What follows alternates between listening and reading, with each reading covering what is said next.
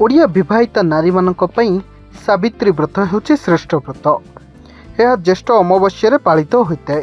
यह व्रत रे सावित्री माने उपवास रही सत्यवान मानक पूजा करी तांको आशीष भिक्षा लाभ करिथांती।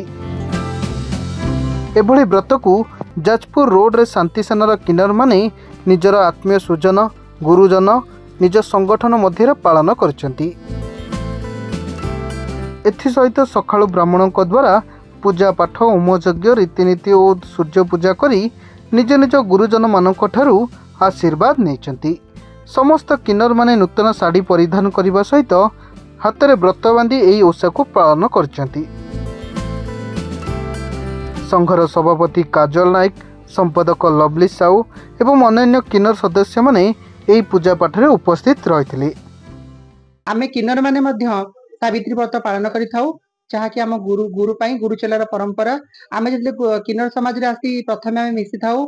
आमर जे गुरु आम मथरे सिंदूर देई आमको से शीर्ष माने शीर्षत ये करंदी। आमे शीर्षत ग्रहण कला परे तो आम मथरे जेहेतु गुरु आमर सिंदूर पिंधि सेथि पई का सी आमर देवता एवं आमर स्वामी सब किछि पालटि जांती।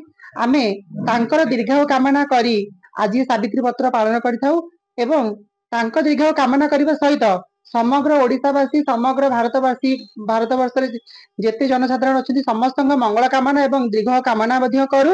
आम गुरुंकर दीर्घायु कामना करी आम गुरुंकर जेपरी सबु काम सफल हम से आम निर्जला जमी उपवास कर आज आम गुरु आमको पान जलीय पान कला आम आमर खाद्य ग्रहण करें। समस्ते एकत्रित हो आज जाजपुर में सावित्री व्रत पालन करू। जाजपुर भागीरथी नाथों रिपोर्ट, सरकार न्यूज।